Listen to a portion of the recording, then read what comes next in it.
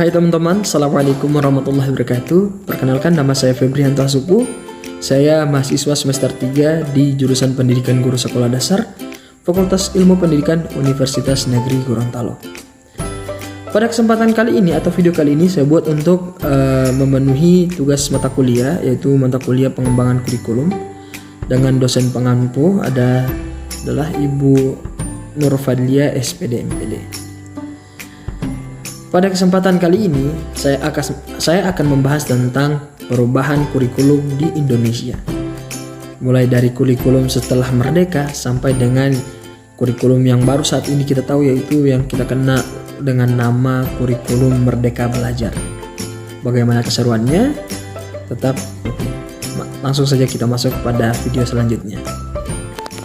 Baik, tanpa basa-basi lagi, kita langsung masuk pada yang pertama, yaitu kurikulum tahun 1947. Kurikulum ini adalah kurikulum pertama sejak Indonesia merdeka. Perubahan arah pendidikan lebih bersifat politis dari orientasi pendidikan Belanda ke kepentingan nasional. Saat itu mulai ditetapkan Pancasila sebagai asas pendidikan. Kurikulum ini juga disebut dengan Rencana Pelajaran 1947. Namun baru dilaksanakan pada tahun 1950. Karena kurikulum ini lahir di kala Indonesia baru merdeka, maka pendidikan yang diajarkan lebih menekankan pada pembentukan karakter manusia. Indonesia merdeka, berdaulat dan sejajar dengan bangsa lain di muka bumi ini. Fokus Rencana Pelajaran 1947 tidak menekankan pendidikan pikiran, melainkan hanya pendidikan watak, kesadaran bernegara dan bermasyarakat. Yang kedua ada kurikulum 1952. Kehadiran kurikulum ini merupakan penyempurnaan dari kurikulum sebelumnya, yaitu kurikulum 1947. Dengan merinci setiap mata pelajaran sehingga dinamakan Rencana Pembelajaran Terurai 1952. Kurikulum ini sudah mengarah pada satuan sistem pendidikan Indonesia, seperti setiap pelajaran dihubungkan dengan kehidupan sehari-hari. Silabus mata pelajaran menunjukkan secara jelas bahwa seorang guru hanya mengajar satu mata pelajaran. Wow, cukup bagus ternyata. Yang ketiga yaitu ada kurikulum 1964. Di mana pemerintah kembali menyempurnakan sistem kurikulum pada 1964 yang dinamakan Rencana Pendidikan 1964. Kurikulum ini bercidikan bahwa pemerintah mempunyai keinginan agar rakyat mendapat pengetahuan akademik untuk pembekalan pada jenjang SD, sehingga pembelajaran dipusatkan pada program Pancawardhana, yaitu pengembangan moral, kecerdasan emosional atau artistik, keprigalan atau keterampilan, dan jasmani. Yang keempat yaitu ada kurikulum 1968. Kurikulum ini merupakan kurikulum pertama pada era Orde Baru, yaitu yang kita ketahui bahwa Orde Baru itu dimulai dengan diangkatnya Presiden Soeharto atau Jenderal Soeharto menjadi seorang presiden. Pada saat Orde Baru ada kurikulum pertama, yaitu kurikulum 1968. Kurikulum ini bersifat politis dan dimaksudkan untuk menggantikan Rencana Pendidikan 1964 yang dicitrakan sebagai produk Orde Lama. Kurikulum ini bertujuan membentuk manusia Pancasila sejati, kuat dan sehat jasmani, mempertinggi kecerdasan dan keterampilan jasmani, moral, budi pekerti, dan keyakinan beragama. Kurikulum 1968 ini merupakan perwujudan dari perubahan orientasi pada pelaksanaan Undang-Undang Dasar 1945 secara murni. Cirinya muatan materi pembelajaran bersifat teoritis, tidak mengaitkan dengan permasalahan faktual di lapangan.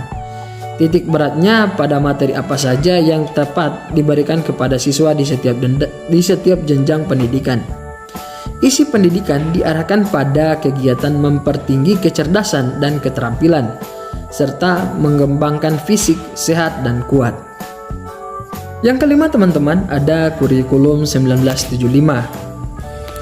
Pemerintah kemudian menyempurnakan kembali kurikulum 1968 pada tahun 1975. Kurikulum ini menekankan pendidikan lebih efektif dan efisien.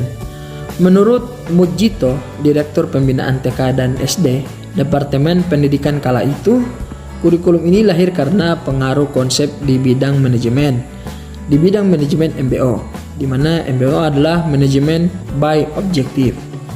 Metode, materi, dan tujuan pengajaran dirinci dalam prosedur pengembangan sistem instruksional atau PPSI. Dikenal dengan istilah satuan pelajaran, yaitu rencana pelajaran setiap satuan bahasa. Selanjutnya kita masuk pada yang keenam, yaitu kurikulum tahun 1984. Di mana kurikulum 1984 ini mengusung tentang pendekatan proses keahlian. Meski mengutamakan pendekatan proses, tapi faktor tujuan tetap penting. Kurikulum ini juga sering disebut dengan kurikulum 1975 disempurnakan. Posisi siswa ditempatkan sebagai subjek belajar, yaitu dari mengamati sesuatu, mengelompokkan, mendiskusikan, hingga melaporkan. Model ini disebut dengan cara belajar siswa aktif atau CBSA. Selanjutnya kita masuk pada yang ketujuh teman-teman, yaitu yang ketujuh ini ada kurikulum 1994. Pada tahun 1994, pemerintah memperbaharui lagi kurikulum sebagai upaya memadukan kurikulum sebelumnya, terutama kurikulum 1975 dan kurikulum 1984. Namun perpaduan antara tujuan dan proses nampaknya belum berhasil. Akibatnya banyak kritik berdatangan disebabkan oleh beban belajar siswa dinilai terlalu berat, dari muatan nasional sampai muatan lokal, seperti bahasa daerah, kesenian, keterampilan daerah, dan lain-lain. Yang kedelapan, selanjutnya masuk ke yang ke-8 ya teman-teman, yaitu kurikulum tahun 2004. Pada tahun 2004 diluncurkan kurikulum berbasis kompetensi atau KBK sebagai pengganti kurikulum 1994. Satuan program pendidikan berbasis kompetensi yang harus mengandung 3 unsur pokok, yaitu pemilihan kompetensi sesuai spesifikasi, indikator-indikator evaluasi untuk menentukan keberhasilan pencapaian kompetensi, dan pengembangan pembelajaran. KBK mempunyai ciri-ciri yang menekankan pada ketercapaian kompetensi siswa, baik secara individual maupun klasikal. Berorientasi pada hasil belajar dan keberagaman. Kegiatan belajar menggunakan pendekatan metode bervariasi. Sumber belajar bukan hanya guru, tapi juga sumber belajar lainnya yang memenuhi unsur edukatif. Yang ke-9 ada kurikulum 2006. Kurikulum ini hampir mirip dengan kurikulum 2004. Perbedaannya menonjol terletak pada kewarganegaraan. Dalam penyusunannya, yaitu mengacu pada jiwa dari desentralisasi sistem pendidikan Indonesia.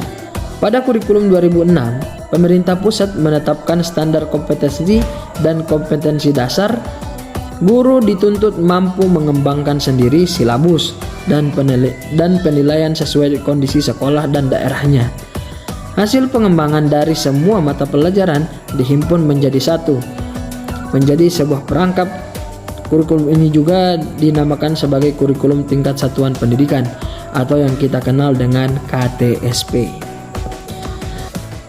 Oke teman-teman, selanjutnya kita masuk pada kurikulum yang mungkin tidak asing lagi di telinga kita, yang sering kita dengar, yaitu kurikulum 2013. Kurikulum ini adalah kurikulum pengganti KTSP. Kurikulum 2013 ini memiliki 3 aspek penilaian, yaitu aspek pengetahuan, aspek keterampilan, dan aspek sikap dan perilaku. Di dalam kurikulum 2013, terutama di dalam materi pembelajaran terdapat materi yang dirampingkan dan materi yang ditambahkan.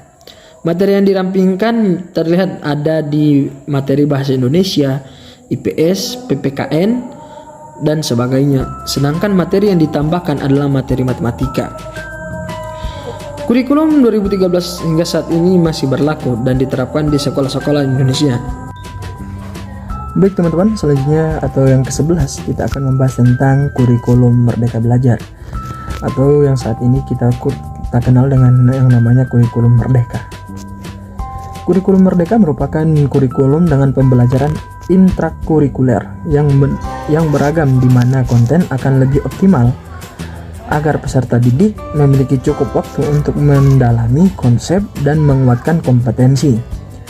Dalam proses pembelajaran, guru memiliki keleluasaan untuk memilih berbagai perangkat ajar, sehingga pembelajaran dapat disesuaikan dengan kebutuhan belajar dan minat peserta didik. Di dalam kurikulum ini terdapat proyek atau penguatan pencapaian profil belajar Pancasila, di mana dikembangkan berdasarkan tema tertentu yang ditetapkan oleh pemerintah. Proyek ini bertujuan untuk mencapai target capaian pembelajaran tertentu, sehingga tidak terkait pada konten mata pelajaran. Inti dari kurikulum Merdeka ini adalah Merdeka Belajar. Hal ini dikonsep agar siswa bisa mendalami minat dan bakatnya masing-masing. Misalnya, jika dua anak dalam satu keluarga memiliki minat yang berbeda, maka tolak ukur yang dipakai untuk menilai tidak sama. Kemudian, anak juga tidak bisa dipaksakan mempelajari sesuatu hal yang tidak disukainya, sehingga akan memberikan otonomi dan kemerdekaan bagi siswa dan sekolah. Penerapan kurikulum